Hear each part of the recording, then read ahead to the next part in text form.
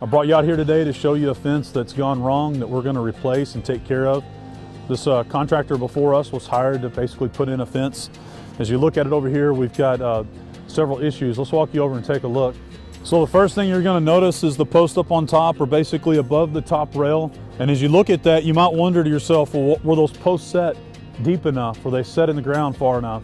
Right here, we've got a post that's 132 inches total length. And I put a tape measure on it. It's only in the ground 20 inches. When we set our post for 8-foot tall fencing, we set our post 30 inches deep at a minimum. So down here at the bottom, you can always tell when a fence has gone bad when they haven't installed the post right, is by just a simple shake. If you grab the post and move it, and all of the earth around that post is actually moving, when these posts are not set in the ground deep enough, that's going to be the big problem. So the big issue here with this post system and what was hired here by another contractor to put in is that they put these posts in the ground improperly. They didn't put them deep enough. So we want to go to at least 30 inches. In some areas we can go to 36 depending upon bedrock.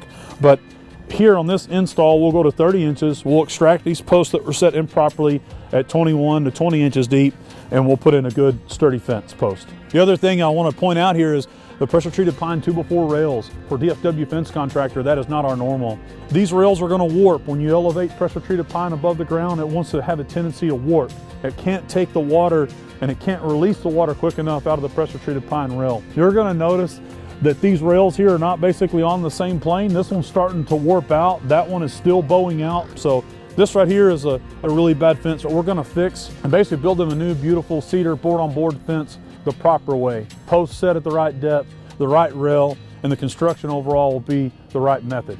We fixed this client's old fence. We took down what another contractor had put up yesterday. We put in new posts, set them 30 inches deep, and we're building them a cedar board on board. So this is Western red cedar board on board, pre-dipped with top cap and trim and a nice footer board along the bottom to protect the fence. This is our beautiful built, handcrafted fence.